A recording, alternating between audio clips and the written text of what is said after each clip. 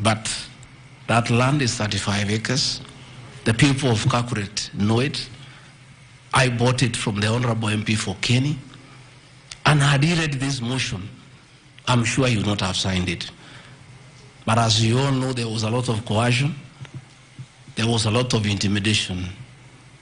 And I'm sorry that I'm told the Honorable Inaina is admitted in hospital because of threats, coercion.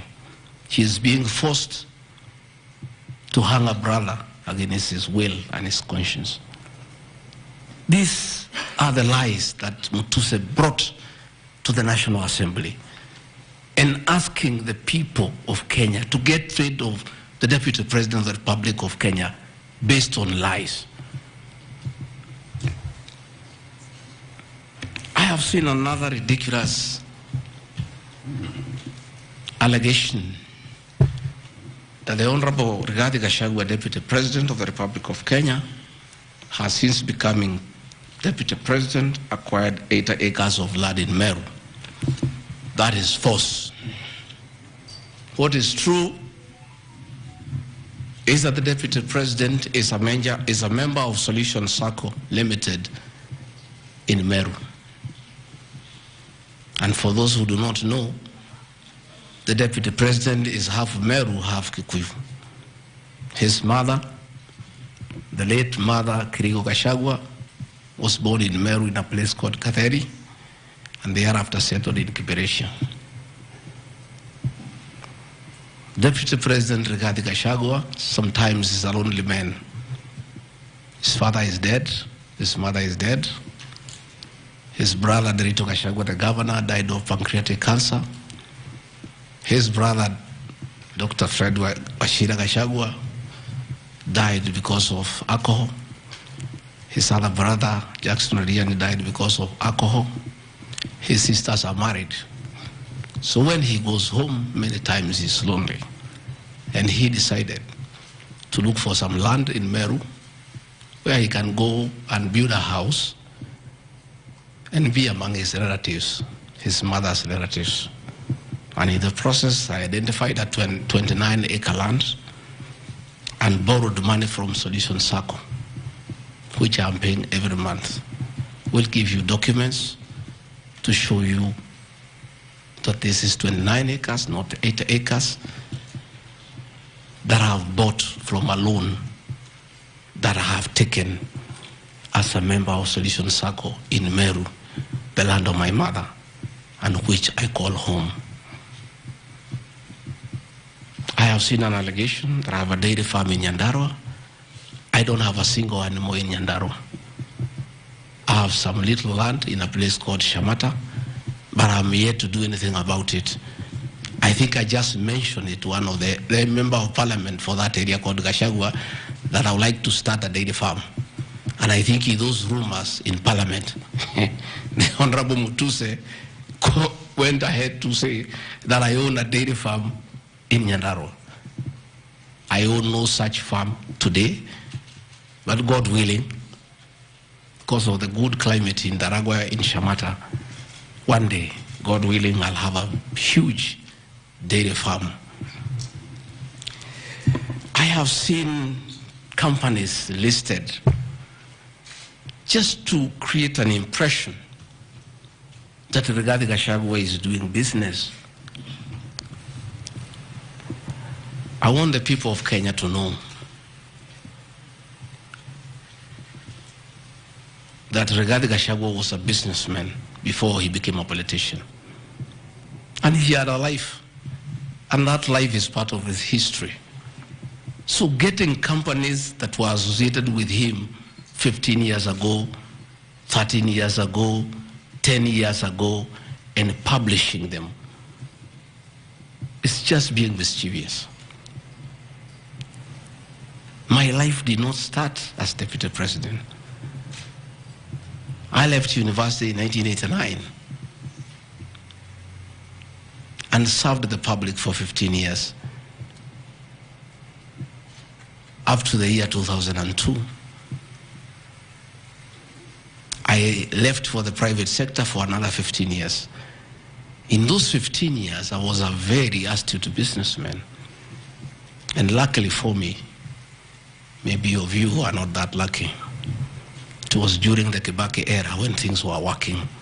The economy was strong, business environment was right, and there was room to make money. And I made money that time. Those are old companies, and they are not trading.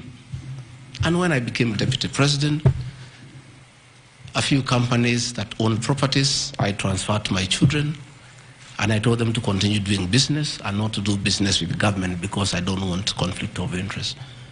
I want to confirm to the people of Kenya tonight that no company owned by my children has ever done business with the government, and I'm demanding for proof from the Honorable Mutuse or anybody else linking the Gachagua, the Rigathi Gachagua family with business deals with the Kenya government. I agreed with my children that they do business with the private sector, do farming, and run the family business that I bequeathed them. These companies are all listed. And just for clarity, because I don't think they are worth a reply, because there's nothing about them. Regarding Gachagua Foundation, as a member of parliament, I was educating orphans, I was educating children of single mothers, I was educating children of PWDs, and their education needed to continue, and I don't have the benefit of CDF money. So I started a foundation, the Rigathi Gachagua Foundation, to continue doing the work of charity. I have seen my foundation here. The Honorable Mutuse has not said what crime the Deputy President has done by having a foundation that is non-profit making. For the purposes of clarity, I'll give you the bank statement for this foundation. I've only received a total of 12 million shillings from well-wishers, which have educated children, have educated students at Pwani University, and other vulnerable people. Dorcas Rigathi Gachagua Foundation, this is just an attempt to bring my family into mud. Every Kenyan knows the work Dorcas Rigathi has done in this country for the boy child. She has opened clinics for addicted children, and she gets a lot of money in her foundation. Since a decision was made that the government will not fund the office of the spouse of the Deputy President, Kenyans of goodwill flock to her every day with cash donations, with material donations, for her to continue with a very good program she's doing of rehabilitating children in Kilifi, in Mombasa, in Nyandarua, in Laikipia, in Nairobi, and her work is well documented. I am yet to see from the mover of this motion what crime the Dorcas Rigathi Gachagua Foundation has done. There is no allegation, there is no evidence, there is nothing. Against Rigathi Gachagua Foundation, there is nothing. Spiritway Limited is a company registered by Dorcas Rigathi that does work with the church ministries. This ministry has not traded, does not even have a bank account. It's some strong women of God who have come together to create a company around their issues to preach the gospel. The mover of this motion has not indicated at all what crime this company has committed, other than dragging the name of my wife into mud in the National Assembly. Calvary Creed International Limited, as the name suggests, is a company founded by my wife in 2015, long before I became a Deputy President. Again, on evangelism and activities to do with the Church of Christ. I have not seen a single allegation against this company. Mothers of the Lord Limited. Again, this is a company incorporated my wife, Pastor Dorcas, in 2021 with our friends. It has never traded. It does not even have a bank account. The Anani Collective. This is a business name registered my son, Dr. Keith Rigathi, in 2021 before I came into office. And I've asked him, and he has told me the ideas he had, they have not yet come to fruition. So the company is dormant. I am waiting to see a single allegation against this company by this young man. GradPass Apartments Limited is a company that the executors of the late Gachagua put together to manage Langata View Apartments. The late Gachagua left 80 apartments for his children in Langata and asked us to sell and distribute the proceeds to the wives, the children, and the brothers in a formula that he gave. In a family meeting that I chaired, we agreed as a family that we should not sell the flats. We should share them so that everybody can be getting a rental income. In that formula, because of the shares he gave to me, I have 10 flats. His daughter has 10, his wife has 5, another one has 2, another has 1. So we did put this company together called Grand Bypass Apartments Limited. This is a company that will be managing those flats on behalf of the beneficiaries of the estate of the late Gachagua. Again, this company has been put here by the Honorable Mutuse as a company that is involved in corruption. A company set to manage flats belonging to a dead good man who had foresight to think about the future of his children. And in his death, he is being haunted on nonsensical allegations simply because a decision has been made that Rigathi Gachagua is no longer useful to this administration. He is a spent cartridge. His work was to help fight Uhuru Kenyatta and get President William Ruto to power. And thereafter, he is of no use. So he should be dispensed with, and somebody else can be appointed against the will of the Kenyan people. That is the viciousness that we are even fighting the dead.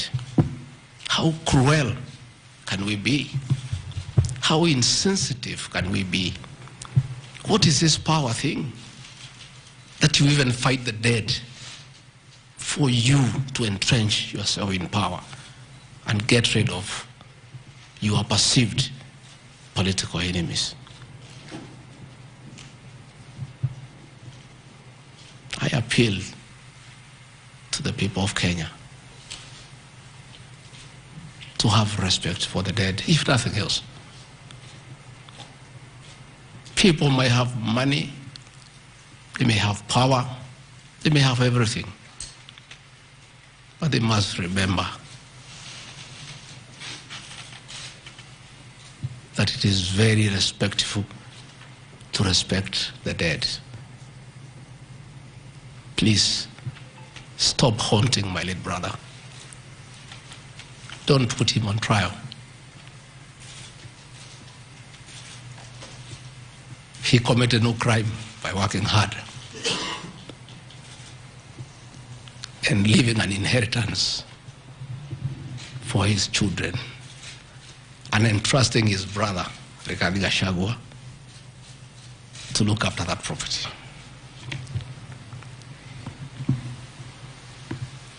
Fortis Viz Group Limited is a company incorporated in 2023 by my son Kevin and Dr. Keith. Again, some two very enterprising young men. This company has not even taken off. They are still figuring out what business they can do. And before they can even settle down, their father is under siege. So they have to come here every day to keep me company and find out what is not happening. This company has not even started. These are young people, children. Why do you want to destroy their future? By putting their names in the press with negativity because you want to destroy their father. These are innocent boys who have decided to invest in their own country.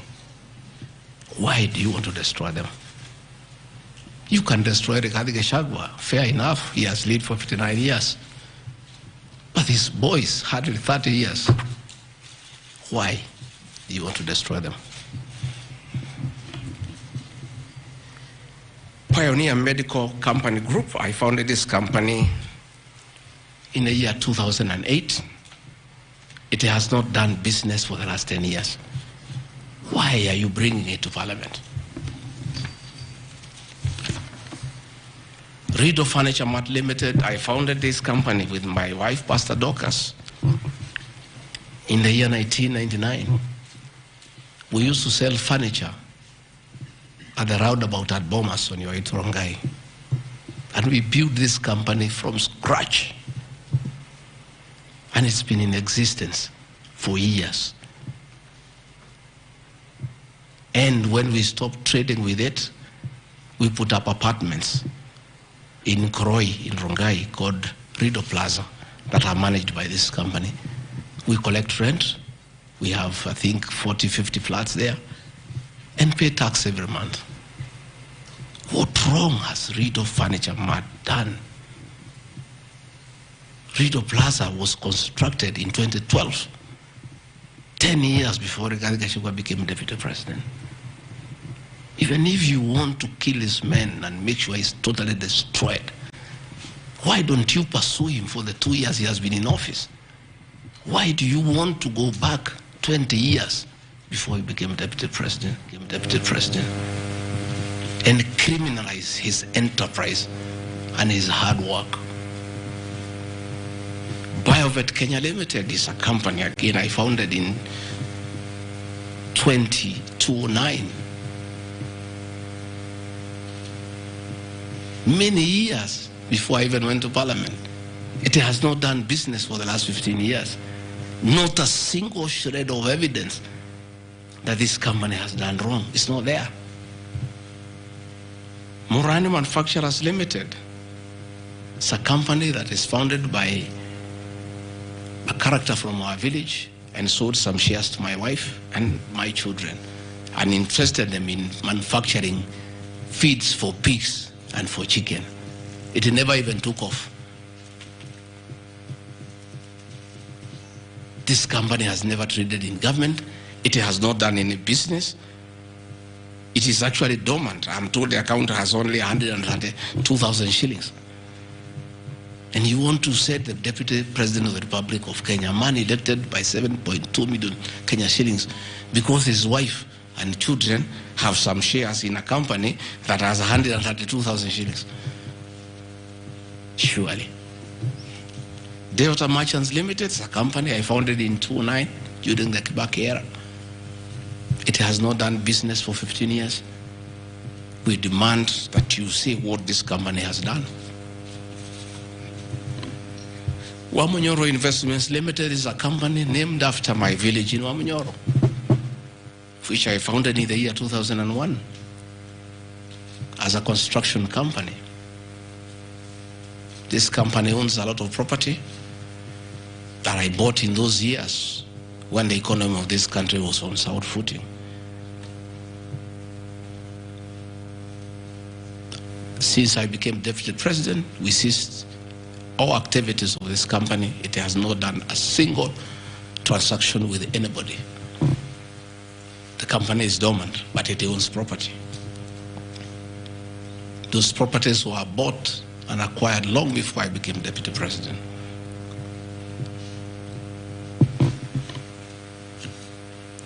Cosmea Venture Limited is a company that was incorporated in 2018 before I became deputy president by my sons.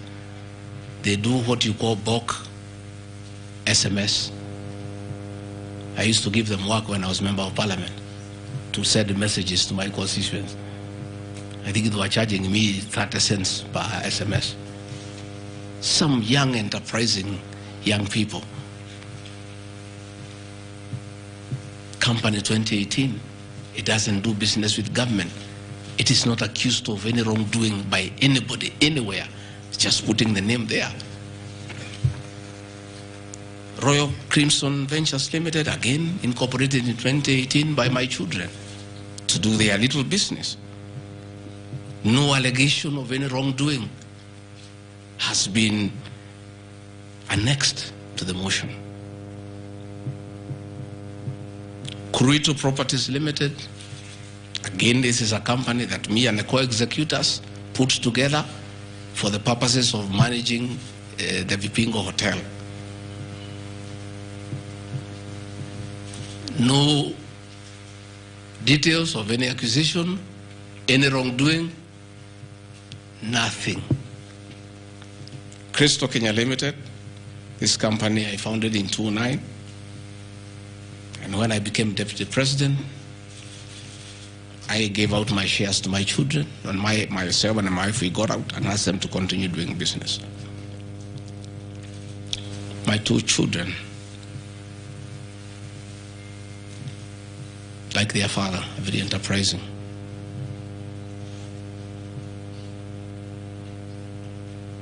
Nyeri County, where I come from, we were hit badly by COVID, and all our hotels shut down. Hundreds of jobs were lost. Many people who were supplying to those hotels shut down. The two most important hotels in Nyeri is the Outspan Hotel and the Treetops Hotel, and they are always run together. The Outspan Hotel was for sale, and my children were interested, and I encouraged them.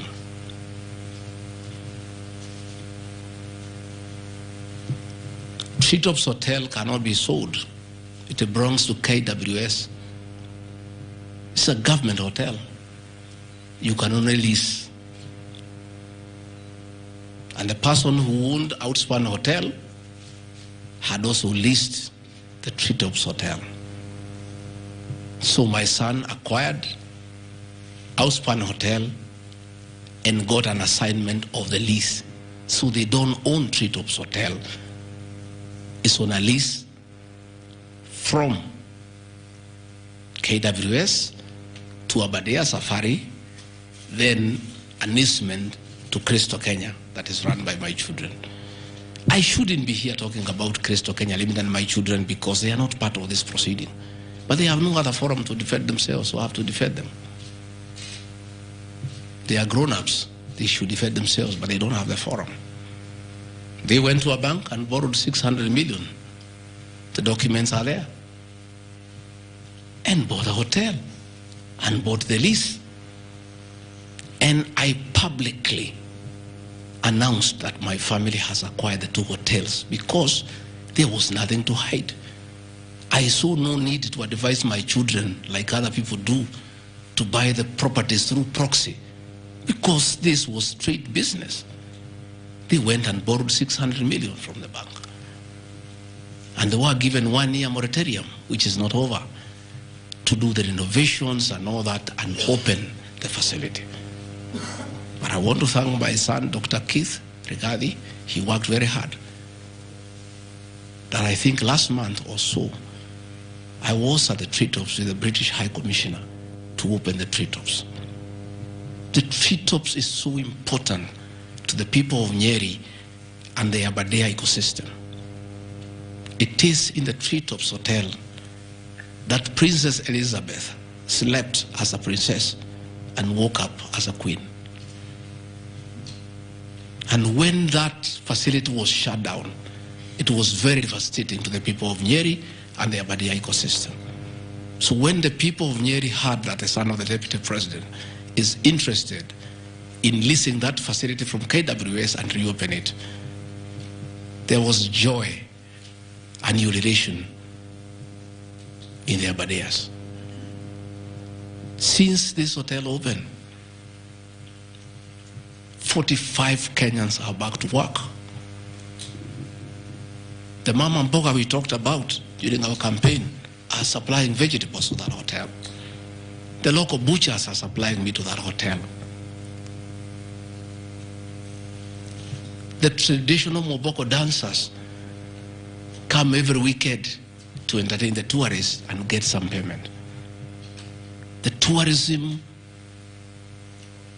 circuit of the Abadea is back because of these two young men who are now being demonized as crooks, as criminals, who should not invest in their own motherland because they are the sons of the Deputy President. The Deputy President of the Republic of Kenya spends a lot of time in one of his functions that he has been given by the President to coordinate development partners and look for investors. Why should the Deputy President go to look for foreign investors when his own children can invest at home? Children of many other people I know hide their money in Dubai and Cayman Islands. They don't want to invest here. What crime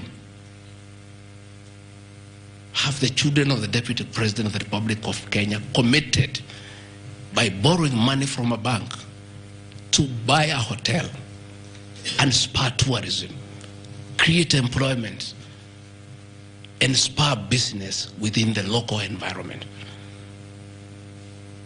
These boys are so demoralized, asking me, Dad, why didn't you advise us that it's a crime to be your children, that we have no life of our own, that we shouldn't invest in our own country, and if we dare to invest,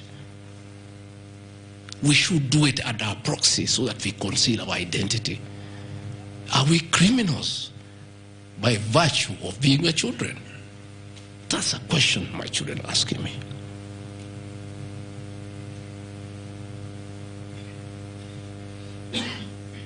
What crime can children of Kenya commit to borrow money from a bank and start an enterprise and employ people and spur tourism? How unfair can a country be to its young population to condemn them for being enterprising? I'm being told by the National Assembly that I need to be impeached from office because my children have dared to borrow money, buy property in their name and invest in their own country. And for that, their father should be sent home. I want to conclude by Karadi Farm Limited. This is a farm I founded in 2001 with my wife, Pastor Dorcas. And it runs our farms. It runs our dairy farm in Nyeri that is doing very well. I'm making $1 million shillings also every month. And I sell calves, and it's doing very well. And my farm now has become a model farm for the local farmers. We are doing chicken, we are doing rabbits, we are doing sheep. Again, nobody has told me what crime has Karandi Farm committed. Technical Supplies and Services Kenya Limited, a company I founded in 2001. I did business during the Kibaki era. When things got very bad, I stopped doing business with it. It has not done business for the last 8 years. And of course, in the 2 years I've been Deputy President. I want proof. Tomorrow, the National Assembly to table proof what these companies have done. They will be very embarrassed before the people of Kenya. This will be the most shameful act ever in the history of our National Assembly, where you go table a motion that is so sensational based on trash and not a single accusation backed by evidence. I have seen an allegation that exerting influence on officials of the Ministry of Lands to issue an allotment letter to Amunyoro Investments Limited and using the fraudulently acquired documents to support a court case. Again, Wamnyoro Investments Limited was never allotted any land. This parcel of land, 209/12077, Wamnyoro acquired at 24 million shillings in the year 2012. The documents are there, we'll give them to you. Purchase from a third party. Somebody went to the National Land Commission and lodged a case and claimed the property belonged to him, a former senior outside the Ministry of Lands. And the National Land Commission made a determination, the records are there, that the land belongs to Wamnyoro Investments Limited. Again, he went to the High Court in the year 2022. I was not Deputy President. I made my witness statement before I became Deputy President. I supplied all documents before I became Deputy President. I did not file any evidence as Deputy President. And the matter was concluded, and the High Court issued a judgment. We'll give you the judgment that the land belongs to Wamnyoro Investments Limited. I am told that they have appealed the judgment. I invite the Honorable Mutuse to apply to be co-joined in the appeal, and then he can argue his case. This is a matter that has been adjudicated by the High Court of Kenya and made a determination. And you want to bring it to the National Assembly. The matter is alive with the Court of Appeal. It is sub judice to even discuss it in Parliament, because a determination has been made. Irregular procurement of mosquito nets at a cost of 3.7 billion. I saw a huge headline from the Star newspaper, planted headline. This is the most ridiculous headline I've ever seen. And this is the most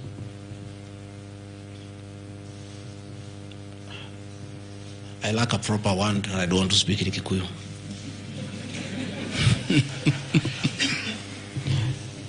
I think somebody needs to give me some water. I'm looking for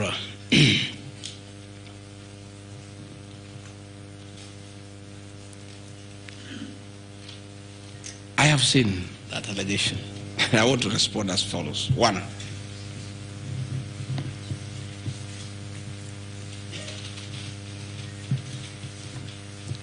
there is Andrew Murwa. He has sworn an affidavit with the false allegations, and he had better be very careful, because he has made a statement on oath. In the affidavit, he says that Deputy President was involved in KEMSA 3.7 billion irregular procurement of malaria nets, either directly or through proxies. Further,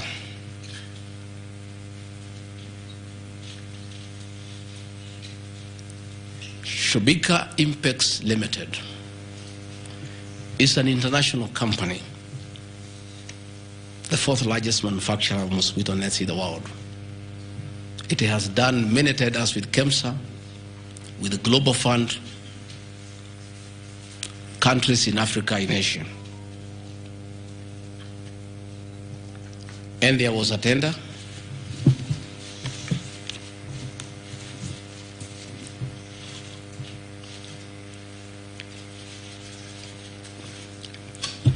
There was a tender funded by Global Fund through KEMSA, and it was an international tender for manufacturers. The company owned by my son Christo Kenya Limited are not manufacturers, and they did not participate in any way in the tender. In any way. What happened is that in the year 2014,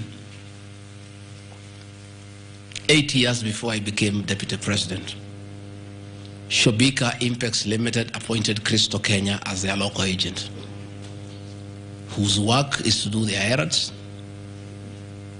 and follow their supplies at the ports of entry. Christo Kenya did not participate in this tender. It was done by Shobika.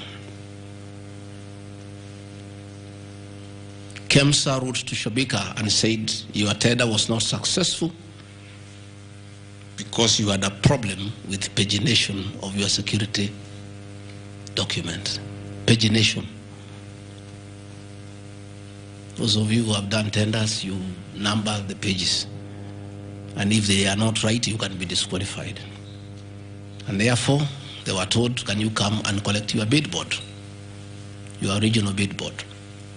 That's what happens. If you participate in a tender and you don't win, you are asked to collect your bid board. And they kept on coming to collect the bid board. It was not available for almost 3 months. And they asked the local agent, that is Crystal Kenya Limited, can you follow up on our behalf? We participated in this tender. We did not win. We have a letter asking us to collect the bid board. We are waiting for it because this is money that is tied as our agent in Kenya. Can you follow up? And that is why when my son on behalf of Crystal Kenya Limited went to KEMSA trying to follow up. And when it was not working, he brought it to my attention and I made a call to Mr. Andrew Mulwa asking, my son has been here. There's a little issue about a bid board of an unsuccessful tender. Why is it that this is money that is tied? And these are foreigners, these are foreign investors. We don't want to make life difficult for them. Please, why don't you release it to it unless there's a problem? Oh, he said, no, the matter is under investigation. That is why we cannot release it. The bid board is with the SEC. I said, fine. If the matter is under investigation, so be it. Right along, the investigations were over. EACC wrote to KEMSA and returned the bid board. KEMSA in return wrote to Shobika and returned the bid board. End of story. Shobika did not win the tender. They were not awarded the contract to supply the nets. No nets were supplied by Shobika. No public funds were lost. And we are told by Deputy President asking why a bid board to a tenderer who has failed to win cannot be returned. He endangered the lives of the people of Kenya. That is how absurd the allegation is. There is no evidence that the company with my son participated in the tender. They did not participate. There is no evidence that the Deputy President interfered with the tender. The only crime is that urging so that we don't frustrate foreign investors. If they were not successful, why are you keeping their tender security? You need to give it to them. And it was a lot of money. I think it was 500 million or something like that. So I want to say this is a very ridiculous, and I take great exception to the headline by the Star. Please, we'll give you the documents. Tell us, where was the Deputy President involved in a tender? This is a tender that never was. And for the record, to show that this tender had no problem, after the investigations, during the investigations, the CEO, Terry Ramathani, was suspended to allow investigations as it should be. And Mulwa became the CEO. Mulwa was not there during the tendering. He came after the tender had been annulled. And now he was dealing with the aftermath of the annulment of the tender, that is returning the bid boards, sending document to ACC. After investigations by ACC and the Senate were concluded, Terry Ramadhani was appointed by President William Ruto as the Deputy High Commissioner to India. That tells you, because when those appointments are made, the head of public service writes to ACC, DCI on issues of integrity. Terry was cleared, which means there was no scandal. And again, and most important, no public funds were lost, no nets were supplied, Therefore, this is another fishing expedition to just justify the 5.2 billion. I think that is why they were putting the 3.7 billion to make the maths to add up. You know, when you want to talk big figures, you must look for 3.7, 600 and all that. Even all these things I've read here, if you take your phones, we are nowhere even, we have not reached 2 billion. Because Olive Garden 400 million, Queensgate Apartment 600 million, Outspan and Treetop 600. So these are just figures that were being put to the people of Kenya so that they can see us into bad light. Unnecessary and expensive renovation at the official residence in Karen and Mombasa. How Mutusen knew is unnecessary, I don't know. He has never been here. You guys were here before. When President William Ruto was deputy president, he was denied funds for 5 years. This place was in very high state of disrepair. It took me 7 months to move in. The roofs were leaking, the toilets were blocked, the septic tanks was broken down, the borehole was broken. There was nothing. Parliament, in its own wisdom, allocated funds for the renovation of this residence. As a deputy president, I have nothing to do with public expenditure. In fact, at that time, the accounting officer, between 2022 and 2023 financial year, was the State House Controller. Procurement was done, tender was awarded, and the renovations were done. And you can see, the place looks good. There was need to dignify the office of the deputy president because he has a function of coordinating development partners. Ambassadors and high commissioners and all sorts of international visitors are always here. So to dignify the office of the deputy president, the residents needed to be in the right standard, and that is not my decision, and I have nothing to do with it. As for the contractor who was awarded the job, I don't know him, and I don't need to know him. I have no business. Where he transferred his money, I would not know. I have no access to his account. Whether he is related to me, the answer is no. I don't know him. And for the record, I don't wish to know him, because it's not necessary.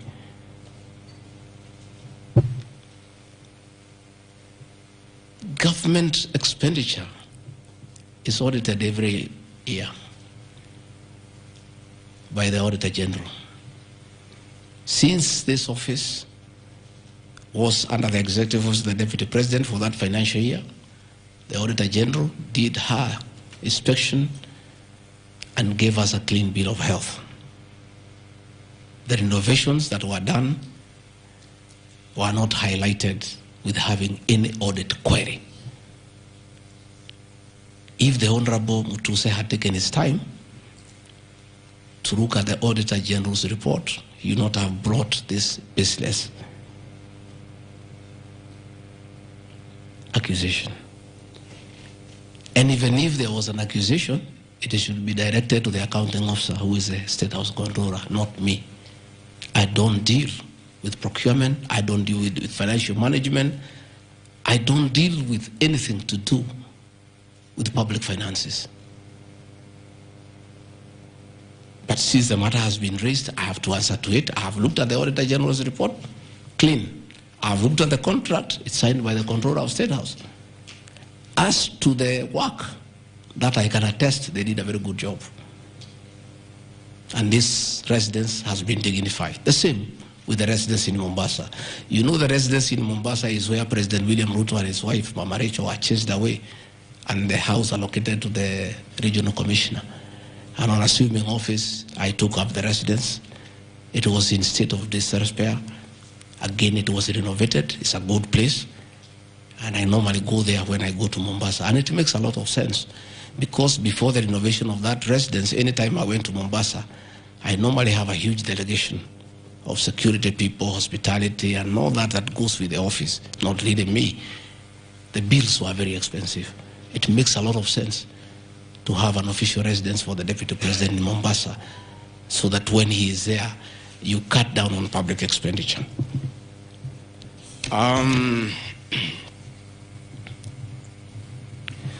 Dubiously acquiring a substantial portion of sum of 100 million paid to Lusona Events Limited. Again, that's another ridiculous acquisition from the North. This is people who give services here for events. We have many meetings. You have come here for IBEC. There are tents put up here to the required standard. We have meetings here for development partners. This is a very busy residence. Most of you have been here. Again, I don't get involved in procurement. That is the work of the accounting officer and his team in public finance management. As to the person who does that work, I don't know he or she, and I have no business knowing who does the work. Those are things that are not in my purview. Again, the ridiculous accusations that money came to me, one would have to demonstrate how it came to me. Was it brought to me through my account, through cash? Who was there? What is the evidence? Again, it is just trying to throw mud at me. And I want to say that that accusation is baseless, and we believe, we want to see the mover of the motion coming up with tangible evidence. Again, these accusations lack particularities and specifics. They are just generalized accusations. Again, we'll be challenging that again in court, because there is a ruling that grounds of impeachment must be well grounded and must be particularized and specific. This is just an allegation. Where is the nexus between the supplier of events to this residence and the Deputy President, Gachagua? There is no nexus. I don't know the person. I don't know the company. I'm not involved in the procurement. I don't even know how it is procured.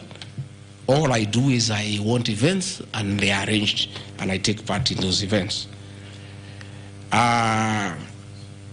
Those accusations of funds utilizing the Deputy President, in the office of the Deputy President, coming for my personal benefit, are ridiculous, unfounded, and totally malicious, and there is no evidence whatsoever. And I want you people of the press to also have these people to give you the evidence. Don't just write headlines. Ask, where is the evidence? Where are the particulars? You know, you don't just allege, oh, this particular supplier, this money went to the Deputy President. Yes, fine, that is good. How? How did it go to the Deputy President? You must explain.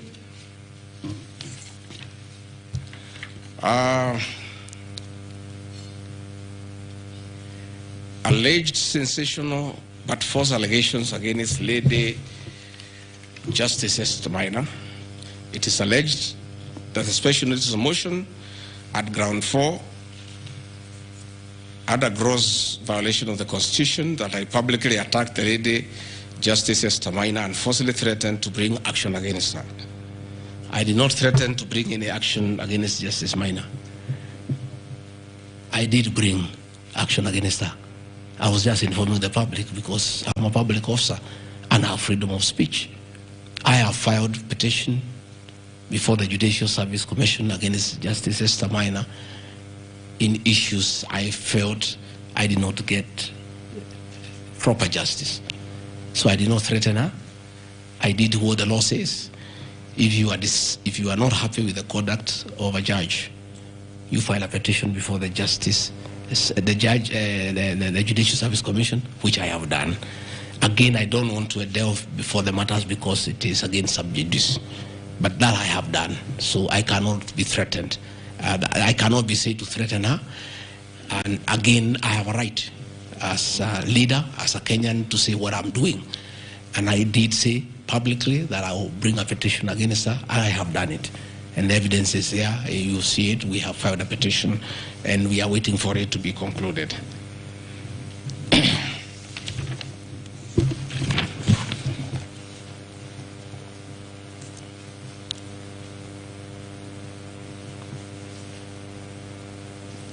Again, I want to emphasize that my statements were protected speech consequent to a decision by the land judge in a matter involving my personal assets, which I disagree with and found to be wholly unfair. The matter having been concluded at that stage, my criticism of the decision was not sub judice, nor in any other manner prohibited by law. While I respond to the ruling of the land judge, I was in absolute disagreement with it. Contrary to the assertions, the special motion, I did not forcibly threaten to bring action against the land judge. I took legal action available to every citizen of Kenya under Article 168. 2 of the Constitution, which allows any person to petition the Judicial Service Commission for the removal of any judge, and filed a legal complaint before the Judicial Service Commission in March 2024. The complaint being live before the JSC, discussion of the conduct of the land judge in the said matter here would be sub judice. Diverting materials meant for construction of Kilifi Malindi Highway to tarmac a private load to Vipingo Beach Resort. Again, I said Vipingo Beach Resort belongs to the estate of the late Governor Gachagua. The facts are as follows. King Charles III visited Kenya between 30th October 2023 and 3rd November 2024. During his state visit, one of the designated places where King Charles III was to visit was Kuritu Marine Conservancy, which shares a road with the Vipingo Beach Resort. And it's a public road, by the way, it's not a private road. I have annexed a copy of the program of the state visit to Kenya by King Charles III, marked RG, which at page 13 on item 63 and 64 shows his departure and arrival at Kuritu Marine Conservancy. As I was walking around, I slept there, I think 2-3 weeks before the arrival of the king. And as you all know, I walk every morning. And as I walked on that road, I found there was a lot of activity and tarmac was going on. I was very happy and I asked what was happening. And I was told that the king himself, the third, will be coming. So, like all other residents of that area, we are very indebted to King Charles III, that this was done very speedily. Rigathi Gachagua never called anybody to do this road. In fact, I'm informed that this road is donor funded, the one to Kilifi. And there is a component of corporate social responsibility. And I have learned, after I have inquired, that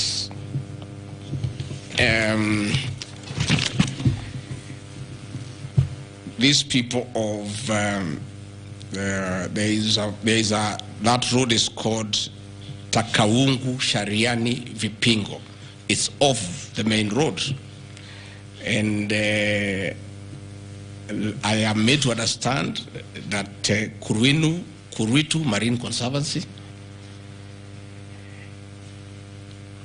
Vipingo Secondary School, Shariani Primary School, among other stakeholders, including a public market, applied to Kenya to be considered for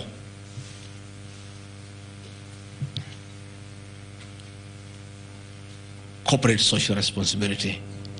And I think the issue of the king hastened that request.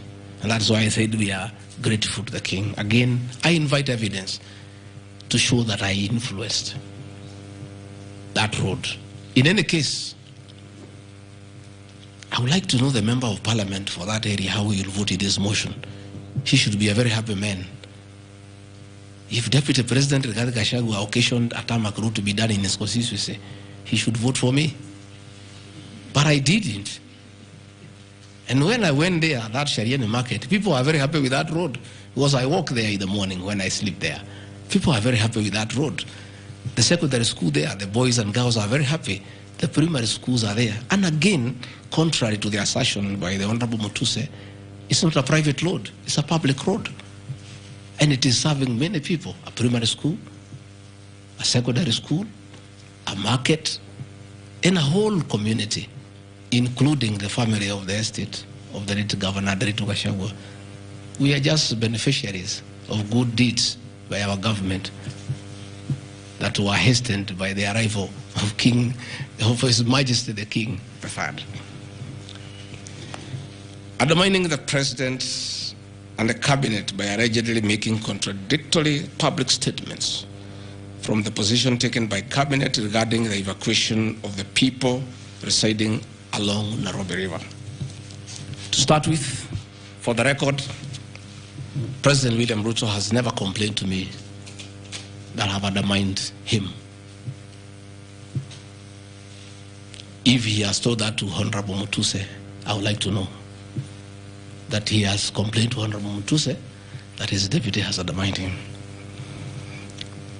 Article 147 of the Constitution provides the deputy president shall be the principal assistant to the president and shall deputize for the president in the execution of the president's functions. Article 28, which states that every person has inherent dignity and the right to have that dignity respected and protected. Article 29C, which states that every person has the right to freedom and security of the person, which includes the right not to be subjected to any form of violence from either public or private sources. Section 152G1 of the Land Act, which states that notwithstanding any provisions to the contrary in this act or in any other written law, all eviction shall be carried out in strict accordance with the following procedures. A, be preceded by proper identification of those taking part in the eviction or demolitions.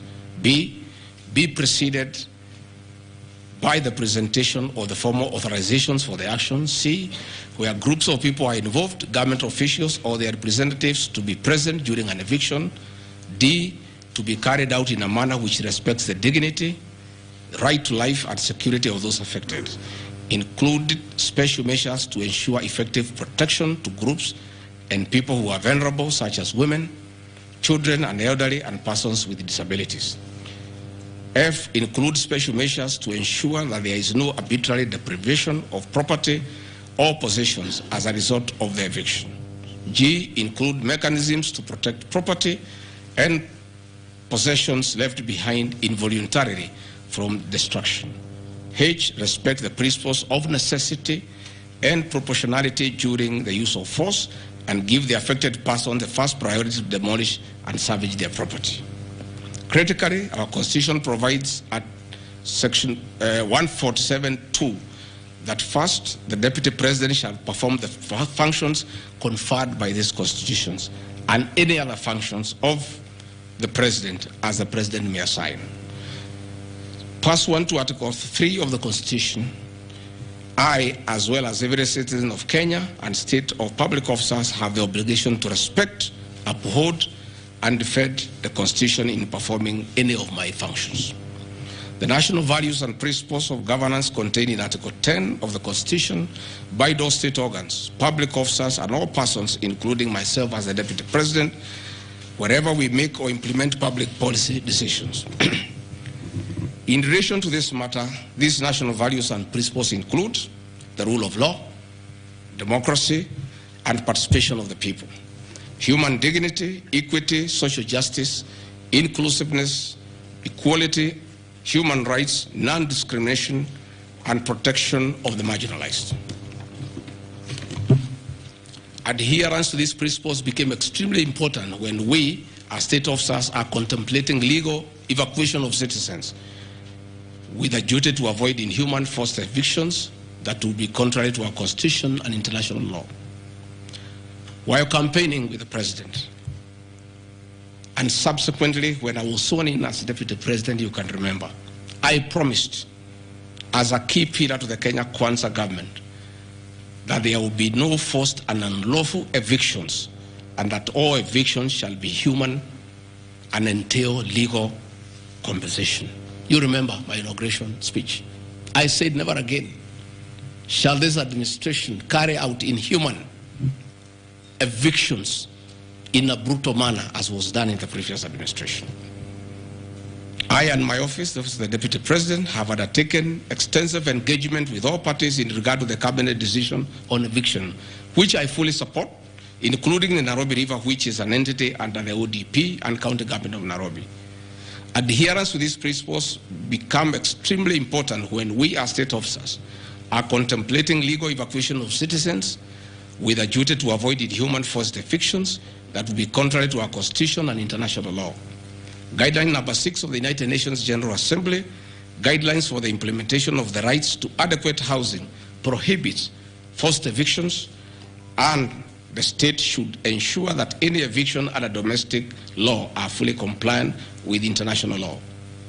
The guidelines further require meaningful engagement with communities to ensure that the rights of residents are implemented cooperatively without the need for eviction procedures or police enforcement. I have supported the implementation of cabinet directives on the eviction, safe for the fact that on being informed that each person residing along Nairobi River was being evicted and paid only 10,000 shillings, which I and many other Kenyans felt inadequate compensation for eviction. I insisted that the government should abide by constitutional dictates and international norms while implementing any cabinet decision, including eviction, and maintain the dignity of citizens of Kenya facing evictions. My statements did not and cannot be construed to undermining the president, because the president, like me, sought to defend the very Constitution. I hope I'm very clear. Am I clear? I cannot, I will not oversee, supervise forced, brutal eviction against the people of Kenya. That I will not, and I can't. President William Ruto and I on the campaign trail gave a solemn undertaking to the people of Kenya that under our administration, that will never happen. So when I was asked to oversee brutal, inhuman eviction against innocent people without notice, without compensation, without due regard to what the Constitution says, I found it very, very difficult, and I rescued myself and allowed the CS for Interior, the Head of Public Service, the PS for Internal Security to proceed. If that is the reason why Rigathi Gachagua should be impeached as Deputy President of the Republic of Kenya and sent home for refusing to undermine the Constitution, for saying no to brutal and inhuman eviction of poor Kenyans, let it be. Undermining devolution by allegedly holding a meeting in Nairobi. Good people. I'm sure you are as embarrassed as I am. That a deputy president holding a public meeting to talk to the people of Kenya is undermining devolution. To start with, Deputy President Rigathi Gachagua, in the duties spelled out by the President under Executive Order number 1 of 2023, he has the duties to coordinate intergovernmental relations. I work with the governors. This is the home of devolution. I hold meetings with the governors every day. I chair IBEC. I cannot be accused, and I need evidence tabled that I undermined devolution. The motion alleges that on 29 September 2024, I unlawfully interfered with the running of the Nairobi City Council government by holding a public rally where I allegedly incited citizens against law directives of the county government on planning and relocation of markets. This is my response. It is not true that I incited citizens against the law directives of the county government as alleged. I wish to clarify and point out that when I held the public rally, I merely requested the governor of Nairobi County to speak and listen to grievances which were being raised by the market traders. Videos will be produced tomorrow in the National Assembly. I, Rigathi Gachagua, asking Governor Sakaja to take time to listen to the people and listen to their grievances. The traders had sought me out to intervene and request the governor on their behalf to dialogue with them and seek a solution to their grievances with regard to the relocation of markets. Had the governor listened to these traders, they would have had no business coming looking for me. All I was saying is listen to the people. Before you relocate them, have public participation. Most of those traders have lived in Wakulima market for 40 years. They wanted to discuss with the governor what happens to us, what happens to our customers, what happens to the distances that we cover, what about the extra cost of going to the new relocation. And I think the traders were right. Requesting a meeting with an elected leader is their right. And when they requested me to go and meet them, because they were desperate and they needed somebody to hear to them, I did go and speak to them. Again, this motion alleges that on 20 September 2024, I unlawfully interfered with the running of the Nairobi City Council by inciting citizens against law directives of the county government. The leadership of Nairobi business traders approached me sometime in March 2024 at my official residence to discuss multiple issues affecting business and requested engagement in the resolution and intervention on these issues adverse to business.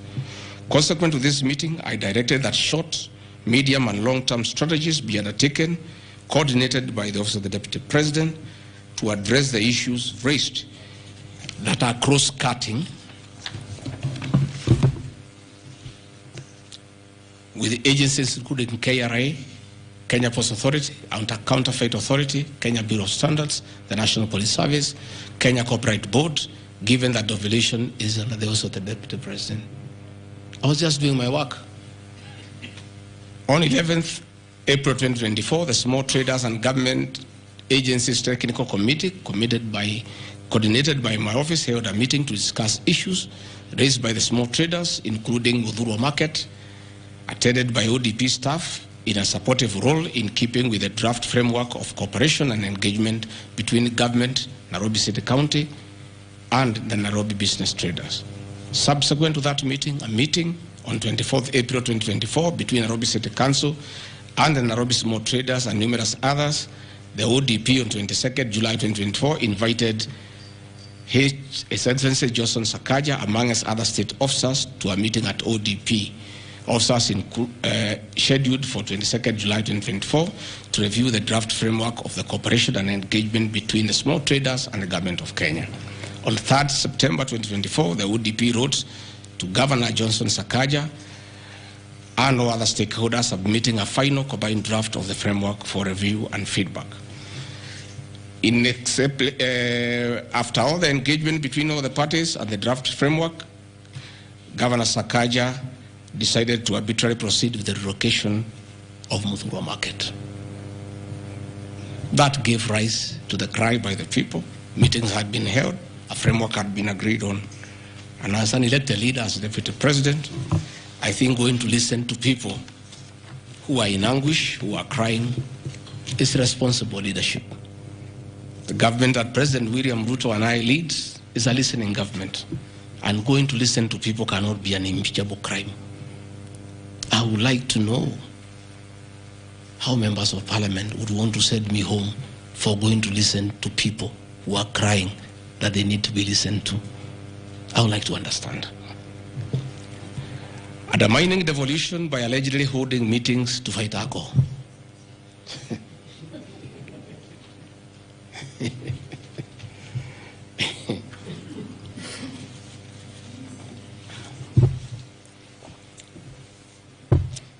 I think tomorrow will be the greatest circus. Or do I call it the theater of the absurd? That Deputy President Gachagua, undertaking duties assigned to him by the President to fight illicit brews and drugs across the country, should be impeached because by doing so, he is interfering with the devolution. I held meetings in Nyeri, attended by Governor Kahiga, Governor Waiguru, Governor Irogo Kangata, Governor Wamatangi, Governor Kiari Badilisha. I held a meeting in Chuka, attended by governors of Embu, of Tharaka Nithi, of Meru.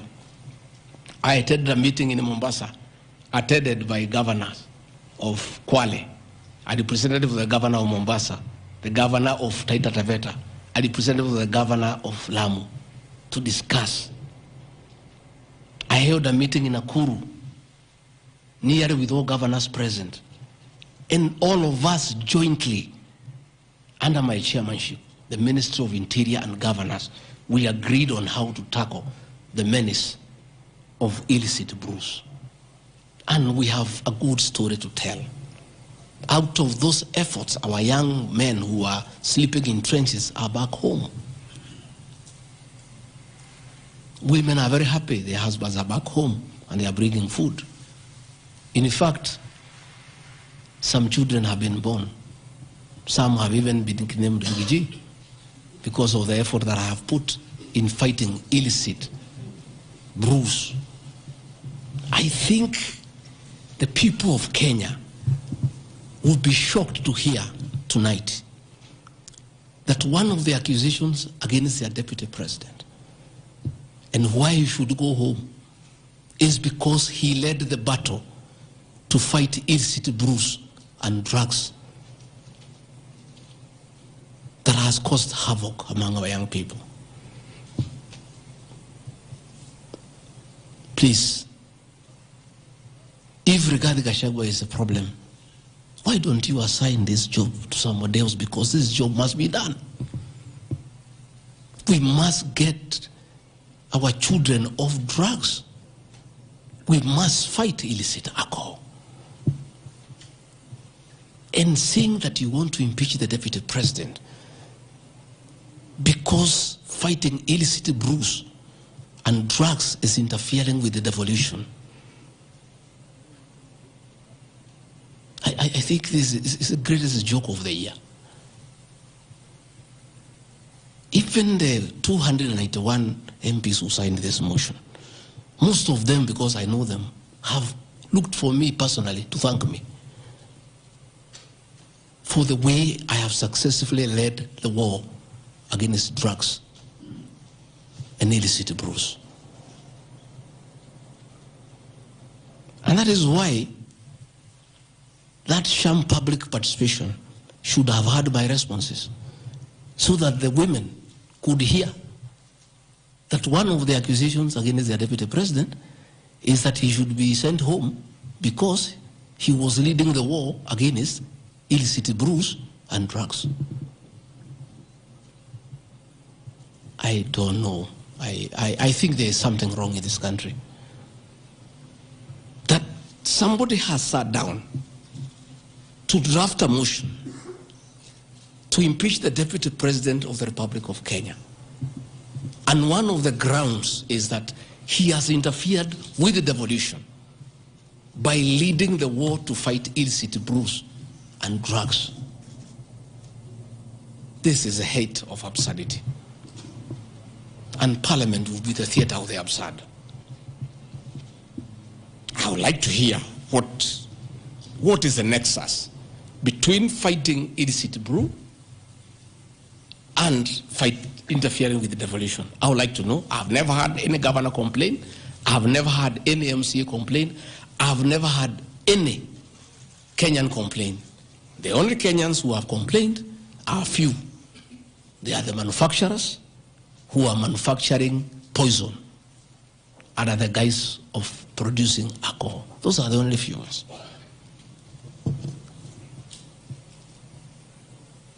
I beg the National Assembly and the Senate, most of the National Assembly, to save face, to consider striking this ground before the motion tomorrow, because it sounds ridiculous to the people of Kenya. Again, if Deputy President Rigathi Gachagua has to be sent home for fighting drugs and illicit alcohol, so be it. Sensational statements against the National Intelligence Service and its Director General and other officers. My response. In relation to this allegation, I wish to state that the National Intelligence Service holds a very critical role in ensuring the safety and security of our country. They are responsible for gathering intelligence and share it with all our law enforcement agencies to ensure that the country is safe at all times. Consequently, when the country was caught flat-footed with regard to the scope and extent of the public's dissatisfaction with the Finance Bill 2024, which degenerated in the Gen Z protests, it pointed to the failure of the National Intelligence Service in carrying out its mandate.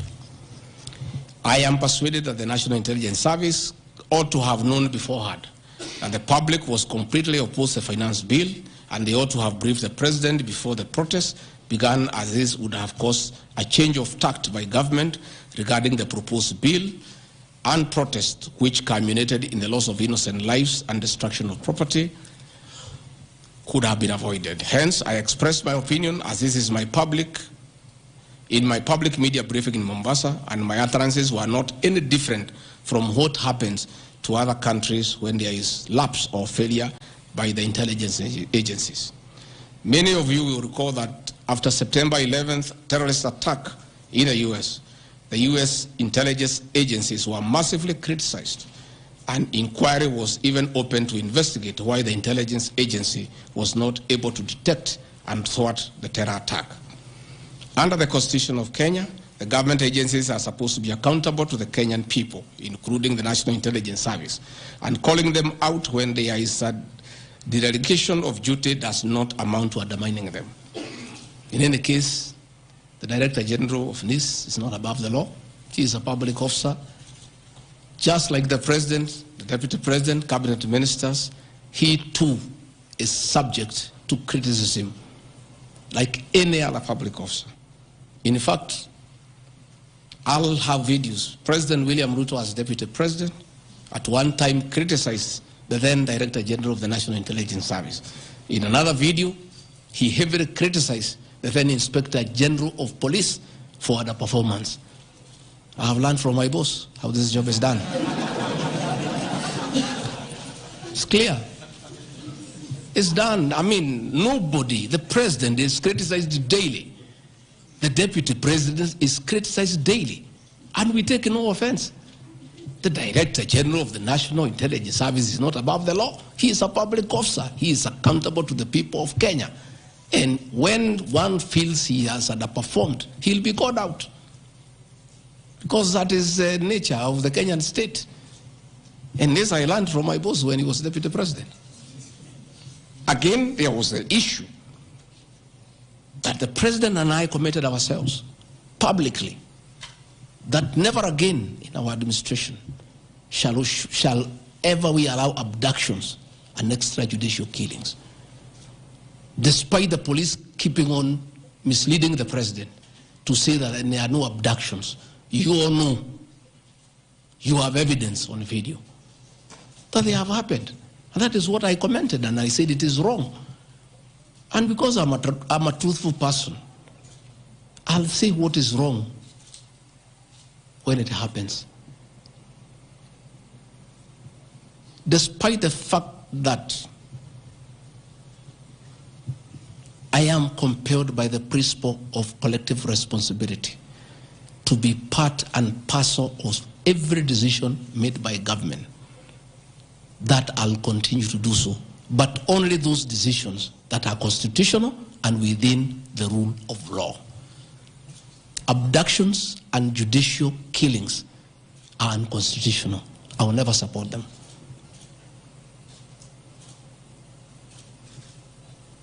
President William Ruto has been criticized left, right, and center. I have not seen him take anybody to court for criticizing him. Why is Gachagua being impeached for calling out the Director General of the National Intelligence Service? The Deputy President is criticized daily. The judiciary is criticized daily. The media is criticized daily, including the Star, whom I've criticized today. But that is as far as it goes. And again, despite being just the Deputy President, I enjoy a constitutional right in the Bill of Rights, freedom of speech. And if the Director General of the National Intelligence Service was aggrieved, there are mechanisms of how he can take me to court and sue me for defamation. And I'll be able to argue why I said what I said. So that is not a ground for impeachment. I mean, that is curtailing liberties, the freedom of expression, the freedom to hold public officers accountable for their actions.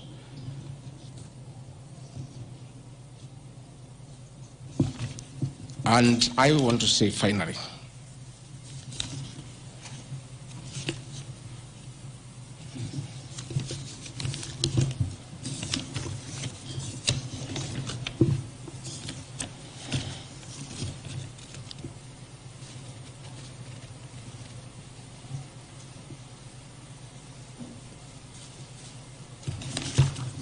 I think I've literally addressed all the grounds because I felt it's important for the people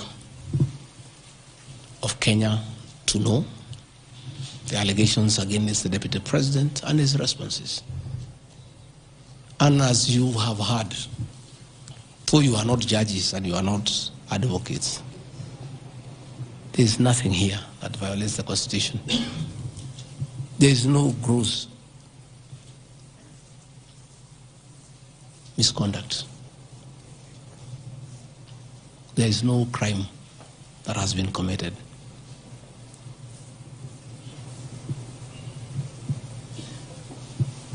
I'm innocent on all these charges, and I want to clarify my apology yesterday to the President did not in any way imply that I'm guilty of these charges. I'm not. This I'm not. My statement was that if there is something I've done to the President that I don't know, that probably has upset him, I ask for his forgiveness. But that was in no way an admission of this ridiculous allegations meant to overturn the will of the people. Finally, in conclusion, I want to say that overturning the will of the people is not a joke. It calls for very serious violation of the Constitution. None of these issues here meet the threshold. We'll go to Bunge tomorrow. I'll be there at 5 for 2 hours, and I'll put my case. In the unfortunate event it proceeds to the Senate, I'll be there again to prove my innocence by way of evidence.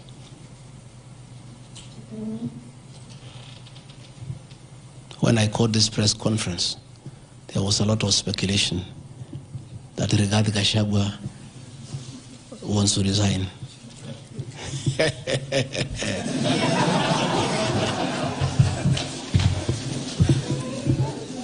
This is a man elected by 7.2 million Kenyans. How dare you suggest to him that he can do so without public participation?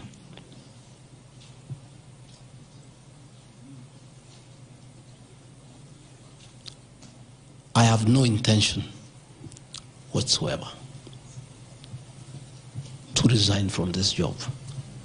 I'll fight to the end. I have tremendous respect for our judiciary and the professional judges of the High Court, the Court of Appeal, and the Supreme Court. And in the professional manner, they have handled serious issues affecting Kenya. The impeachment of a deputy president elected by 7.2 million Kenyans is not a small matter that can hastily be decided by a few members of parliament and senators and wish it away.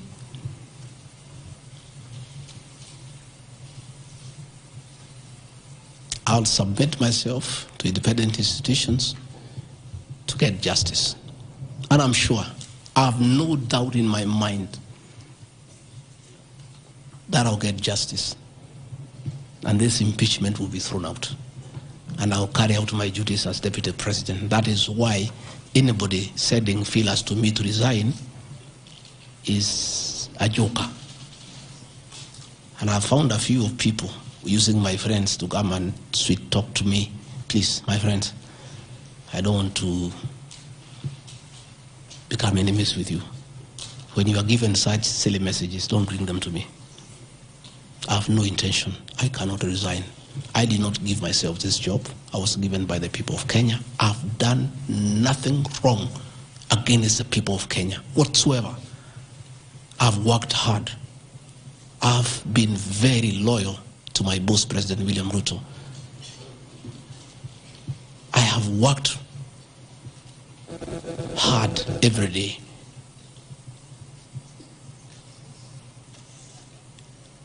And I will not be distracted. I think there's one issue I've forgotten, one ground. The issue of the shareholding, isn't it? Even you guys can remind me if there's one issue that I have not dealt with.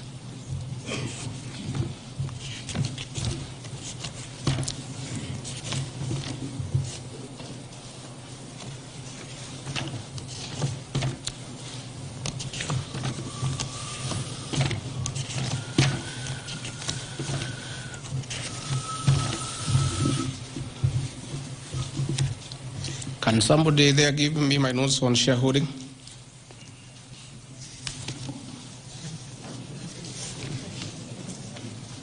Yeah, I have them here.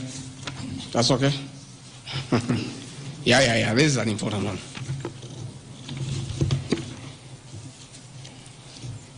There are several. I had not, there are a few silly ones.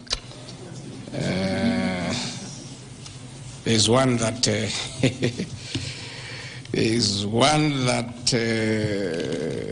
I'm conniving with cartels in the tea sector to block ATDA from implementing guaranteed minimum returns that would benefit small traders. The allegation is not true. No evidence whatsoever has been adduced to substantiate this claim. As far as I know, I've successfully completed my mandate, which was assigned to me by the President, which culminated into creating synergy between people who had taken KTDA to court and suspended the operation of the Tea Act. As a result, the Tea Act now is in operation. The President never mandated me to take over the affairs of the Ministry of Agriculture. He asked me to spearhead tea reforms.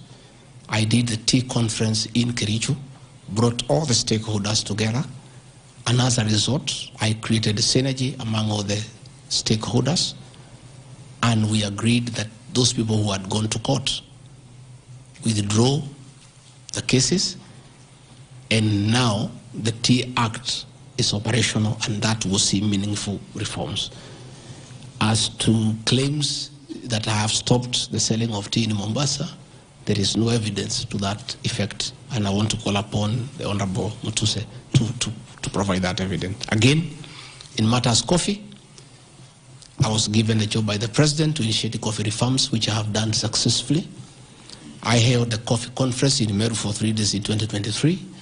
For the last 2 years, I have been working with stakeholders, including members of Parliament and the Senate, which has culminated into 2 bills, the Coffee Bill 2023 and the Cooperative Bill 2023. These 2 bills, the Coffee Bill 2023, will see the reintroduction of the Coffee Board of Kenya that will market coffee for farmers without putting profit. We have also recommended the reintroduction of the Coffee Research Foundation or the Coffee Research Institute in Roiro to work on better varieties and drought-resistant crops. Through my efforts, again, I've completed my work. The 2 bills are before the National Assembly. I call upon members of the National Assembly immediately after the impeachment process to embark on these 2 bills and see them to fruition so that farmers can enjoy the work we have done in coffee reforms. I have seen another absurd that I have taken control of our local cooperative society in Madera constituency where I was a member of parliament. This is false. I should be told which society by name because I know all the societies. I know all the farmers by name. It's really ridiculous. Again, there is no evidence. There is nothing. It's just trying to spoil my name before the people of Madera who elected me as their member of parliament. On the issues of shareholding, I think this matter has been discussed for a long time, and I think it's good tonight I put it in proper perspective. I wish to state that the allegation is equally false. None of my family members, allies, or associates are in control of any cooperative society in Madera. That one I had done. In shareholding by virtue of the provisions of the third schedule of the Political Parties Act, the constituent parties of Kenya Kwanza Coalition entered into various agreements which were deposited with the Speaker of the National Assembly and the Speaker of the Senate for purposes of Article 108 of the Constitution of Kenya. 16.2, the following were members, parties of Kenya Kwanza: UDA, ANC, Ford Kenya, PAR, Farmers Party, Chama cha Kazi, Communist Party, Economic Freedom Party, the Service Party, Tujibebe wa Kenya Party, Umoja na Maendeleo Party of Kenya, and the Democratic Party of Kenya. In accordance with provisions of Clause 3E of Schedule 5 of the Political Parties Act, each of the agreements contained in a power-sharing development agenda for certain regions in Kenya. I attach here copies of the said agreement. I'll give you the Kenya Kwanza agreement so that you know when I talk about shareholding, I'm not talking about Kenyans, I'm talking about this agreement that was signed by President William Ruto and almost everybody else on how power will be shared. I've never talked about sharing resources. I have been talking about power sharing for people to get what they deserve in sharing power in accordance with this agreement. Like, for example, in an agreement between UDA, ANC, and Ford Kenya, the UDA would nominate the president and the deputy presidential candidates, which has happened. I got my share, although I have no share certificate. The president would guarantee the stature, dignity, financial, and operational autonomy of those of the deputy president. It's in the agreement. Also, the deputy president will be allowed specific duties identified at Article 21 of the agreement. ANC will be allocated a position of prime cabinet secretary to be established within 14 days. It was given to Musalia. The office of the deputy president, Ford Kenya will be allocated the position of the Speaker of the National Assembly, which was given to Moses Wetangula. In accord with Article 2.1 of the Power Sharing Agreement, ANC and Ford Kenya would have a 30% share of national government positions. So, the Honorable Musalia Mudavadi, the Honorable Wetangula, and the people of Western, please don't condemn Rigathi Gachagua. The agreement is here, defining your share in the government. It is not me. I did not sign this document. It was signed by Musalia, Wetangula, and President William Ruto. So when I say about this share thing in terms of positions, I've never talked about resources, about development, although it is also here, is that regions bargained with the president for shares. Musalia Mudavadi and Moses Wetangula bargained for 30% of shares within the Kenya Kwanza government, although they were also supposed to give us 70% of the vote, which they did not. Nevertheless, since they gave a certain vote, they are still entitled to some share one way or another. So it is not Rigathi Gachagua who said that a government is like a company. It is the agreement of the Kenya Kwanza, which I will be tabling in the National Assembly. It is not me. It went ahead to say it. He said, ANC and Ford Kenya would have 30% share of national government positions. That is cabinet secretaries, principal secretaries, high commissioners, ambassadors, diplomatic and consular representatives, chairpersons of state corporations, directors of state corporations, chairpersons and commissions of constitutional commissions, provided the 30% share is to be shared equally between the ANC and Ford Kenya. Sasa mimi nikiambia watu wafuate share yao, makosa yangu ni gani? Iko hapa. I did not sign. They went ahead. Musalia Mudavadi and Wetangula. And they must follow these things. Because I will not follow for them because I was not party to the Western agreement. The agreements were with regions. So when people say I'm dividing regions, I'm simply following the Kenya Kwanza agreement of the way it was debated. They went ahead and said, Article 22 of sharing agreement set out a list of priority projects which Kenya Kwanza would endeavor to fulfill in the ANC and Ford Kenya strongholds of Western Kenya between 2022 to 2027 on a priority basis. Musalia Mudavadi and Wetangula signed a package for Western Kenya.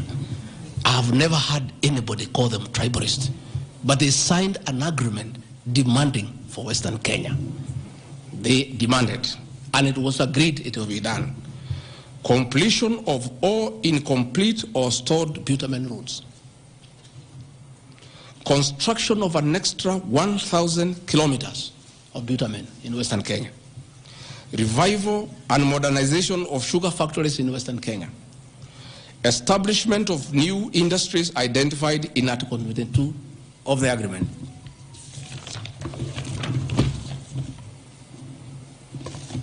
Ladies and gentlemen, this is the Kenya Kwanza agreement on shareholding. What crime has Gachagua committed to be impeached by saying what President William Ruto appended his signature to, with Musalia Mudavadi and Wetangula who will preside over my impeachment? What crime has this man committed? The crime of this man is just being truthful, because people do not want these things to be known. That is the problem. People have a problem that I'm a truthful man. The people of Western Kenya has now known today what their leaders signed with President William Ruto. It is upon them to demand their share as per this agreement. I did not sign this agreement. I will read the people who signed. But because I was present and I'm a truthful man, I fight for the people of Western Kenya. Power sharing agreement between Kenya Kwanza and PAR of Amason Kingi. I want to give two examples. Yeah? In accord with Article 8 of the agreement, PAR would be allocated the position of the Speaker of the Senate. He negotiated for himself. Let's be truthful. You brought this motion. We'll discuss. The people of Kenya must know the truth so that if Rigathi Gachagua is being crucified for being truthful, let the people of Kenya know why he is being crucified. How can Moses Wetangula say I should be impeached because of saying people to get their shares when he is a signatory to a share agreement with the president on what will go to Western Kenya? And then they accuse me of tribalism. They did not say anything should go to Central or Mount Kenya. They talked about Western. When I say something for Mountain, I'm a tribalist.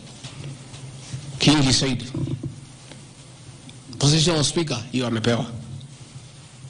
Article 9A of the Power Sharing Agreement, PAR would nominate the candidate for appointment of one principal secretary when Kenya Kwanza came to power. Wamepewa. For Article 9B, the Power Sharing Agreement, Kenya Kwanza and PAR would agree on what share of national government positions, cabinet secretaries, principal secretaries, high commissioners, ambassadors, diplomatic and consular representatives, chairpersons, state corporations, etc., etc. Power sharing agreement, that is a word, so that nobody should ever again in this country ever accuse me of talking of shares. It is not me. It is my boss, President William Ruto, who appended his signature with other leaders that Kenya is like a company of shares. It is not me. And he signed the agreements. Sharing Kenya is here, it's being shared. True or false? True or false? They have shared the Speaker, they have shared the Senate, they have shared Deputy President, they have shared the President. That's what I've been saying. And then I'm being told that I'm dividing the country along ethnic lines. I did not append this signature. I'm just being truthful. That is my crime. People want these things to be hidden so that they pretend to be nationalistic and say Rigathi Gachagua is tribal. But the people who append these signatures are the ones who should explain why they were signing things for their regions only. Yet they say they are national leaders. Power sharing agreement between the Kenya Kwanza coalition on one part and the Communist Party, nini. So, Service Party, at least I saw Chama cha Kazi. They say the party leader should get something. Moses Kuria was given something. The Service Party of Mwangi Kujuri got nothing. You know? So, unajua sasa, ile shida iko Kenya hii ni ukora. And people not being truthful. The agreements are here. Like in a Communist Party, they have been making noise. They signed an agreement, they have not seen anybody. Yeah? So,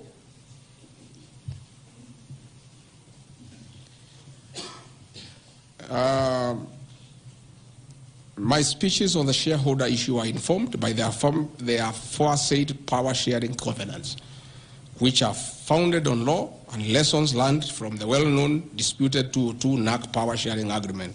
Further power sharing agreements are a feature of government formation in all democracies in the world that provide the formation of coalitions.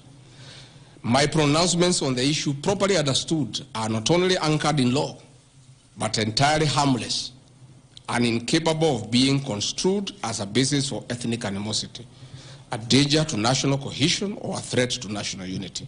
On the contrary, coalition building has been one of the most important innovations since the disputed 2007 elections in ensuring stability, equitable sharing of political power, national cohesion, and fostering of national unity. Indeed, Kenya Kwanza's main opponent in the 2022 general election, Azimio la Umoja, One Kenya Coalition Party, was a political party consisting of 25 or so political parties who also executed a power sharing agreement as required by Schedule 3 of political parties. However, notwithstanding of the said power sharing agreements, upon election as the Deputy President of Kenya, I went out of my way, as required by the Constitution of Kenya, to serve all Kenyans regardless of their political preferences during the election or ethnic origin. I'll produce videos on all those things. Again, my decision to embrace a broad-based government following the decision of the cabinet after the Gen Z protest is that I support coalition building. And even when the Honorable Wright Odinga came, he got some shares. True or false? I mean, surely, why is Rigathi Gachagua being vilified by just being truthful? You know, it's good to be truthful. I have heard that my saying we observe this agreement is a threat to national unity. I have never been caught by the National Cohesion and Integration Committee to tell me that I have said something that can create ethnic disharmony. On the issues of one man, one vote, one shilling, I am told again that it can create tribal hatred. How? The one man, one vote, one shilling is not a formula for Mount Kenya region. Far from it. The one man, one vote, one shilling talks about equity. The gist of that formula is that all Kenyans should be treated equally. If we are giving bursary to the children of Kenya, let us agree how many children we have. If there are 30 million and we have 100 million, we divide equally and distribute to every constituency to those children. If a hospital takes care of 1,000 patients. We decide based on population what is the size of the hospital to be constructed in Roiro, where there are 800,000 people. If one borehole serves 500 people, do you construct one borehole in an area where there are 10,000 people? You need to construct more boreholes. That's all. And these populations are everywhere in Western Kenya, in Kisii, in Rift Valley. The high numbers are not just in Mount Kenya region. This is a formula, in my view, that is good for everybody. Again, it is not a law because I pronounce myself. It's just an opinion. And in our democracy, I think it's only fair to allow people to have freedom of speech and to be entitled to an opinion. There are those who talk 1 man, 1 foot, 1 kilometer, and it is their right. And we should also listen to them and consider.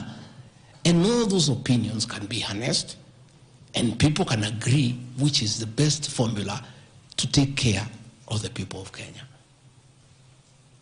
That is all I said. I wanted to read to the people, of course, the projects that were negotiated, but I don't seem to have that page. I produce it tomorrow in Parliament. So that when they hear I am fighting, I'm also fighting for them. Mine, for the Mount Kenya and President William, we never wrote anything, because I'm a very trusting man. So is my people, as we did word of mouth. So once in a while, we may argue kidogo kidogo because there's nothing written.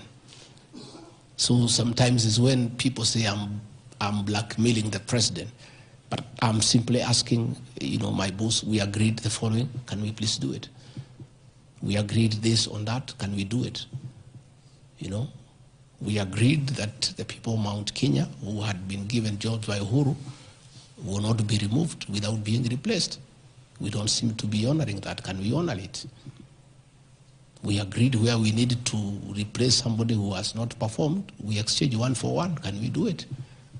We agreed that we need to give Mau roads priority. Can we please do it? Because that is what we agreed.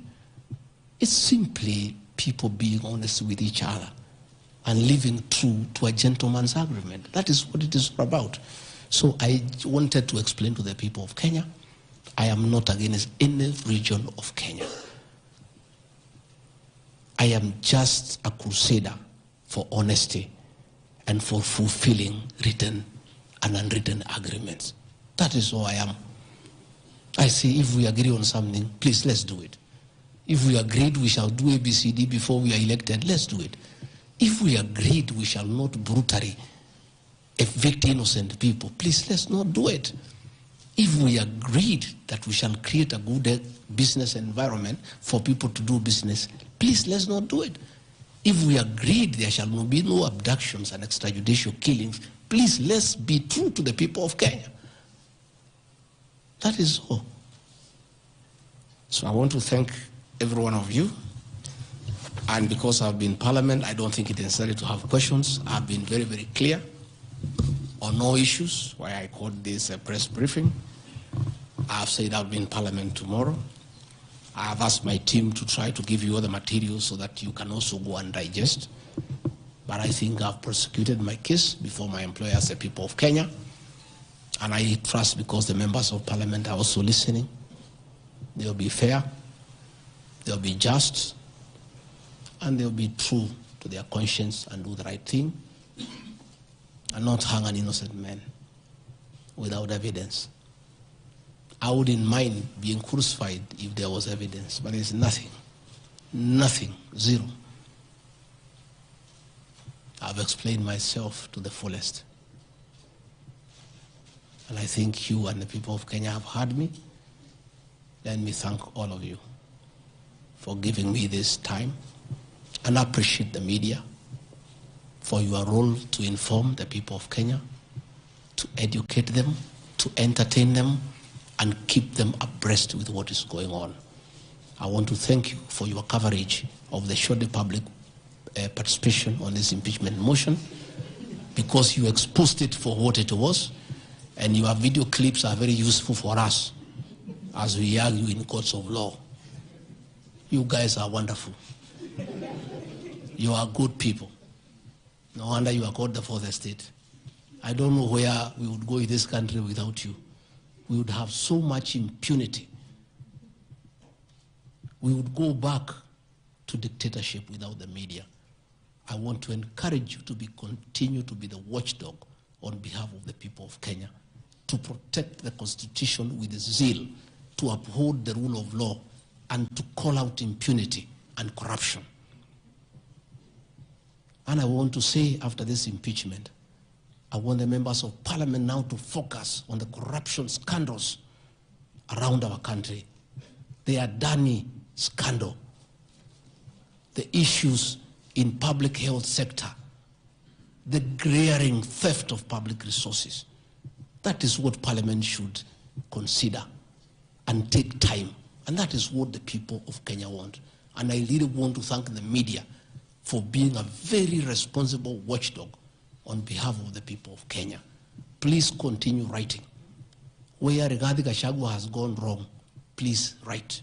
But always accord me the right of reply. Don't condemn me unheard. And I want to thank you tonight, because you have really written accusations against me. But I am also to blame because I never called you, isn't it? Now that I have called you, I want you to request you. Every accusation, put my answer. Is that not fair? Let the people of Kenya judge. You want to ask questions? Yes. But not outside this. Okay.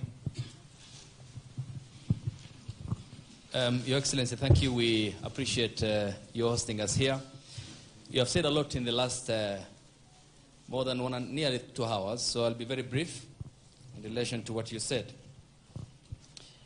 My colleague Sam Gituk hosted you here on the 20th of September, and you said a motion of such magnitude cannot head to Parliament without the sanctioning of the party at the parliamentary group level and without the go-ahead or the green lighting by the President.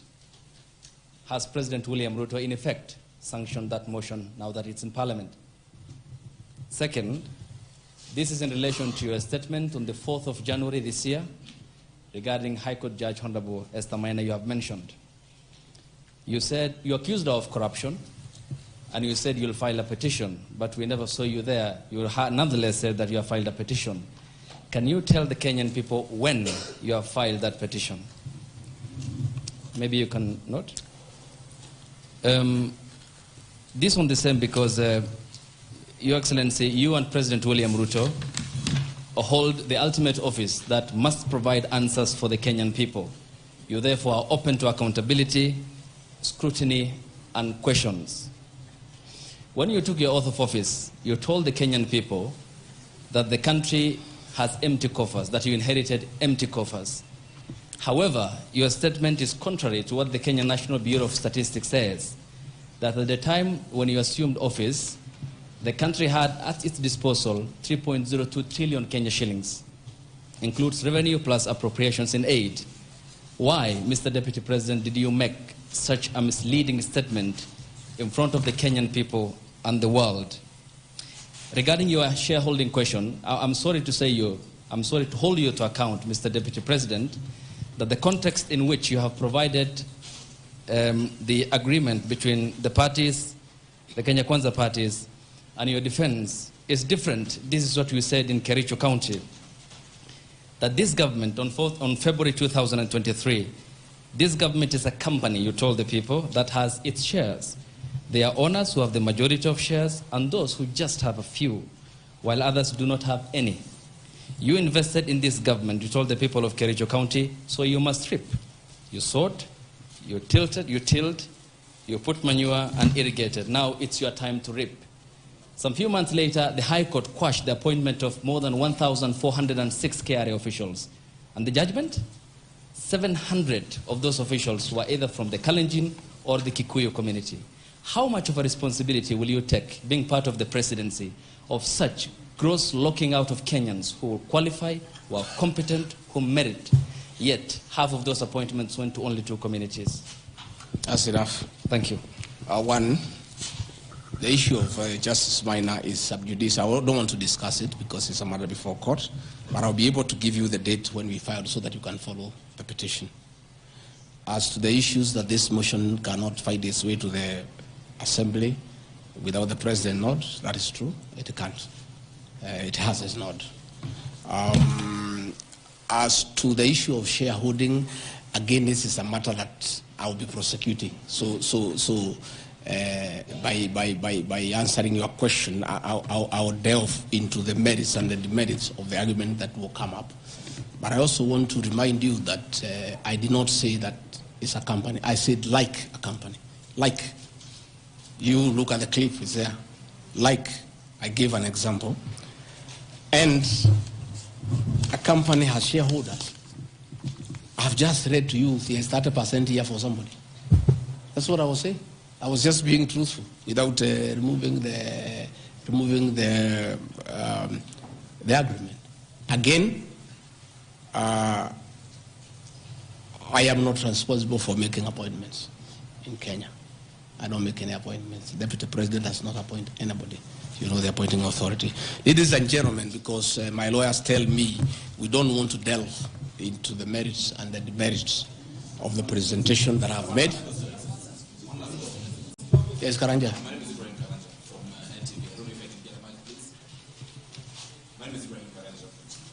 From NTV.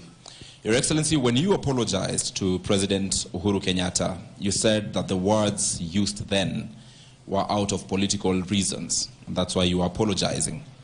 So why should Kenyans believe you today that what you're saying is not for political reasons, for your own immediate benefit?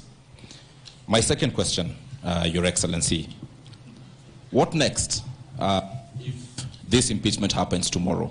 If you're impeached, what next for you? If you're not impeached, then what next in this political marriage between you and President William Ruto?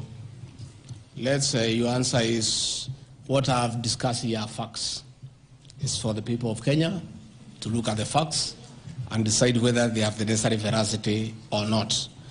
As to what I'll do or not what I'll do, let's cross the bridge when we get there.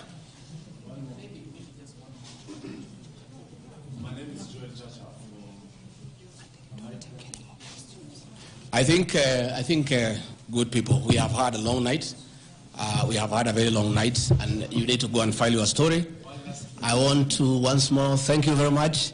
Good people, asanteni sana, Mungu awabariki. Tutaonana kesho. Thank you.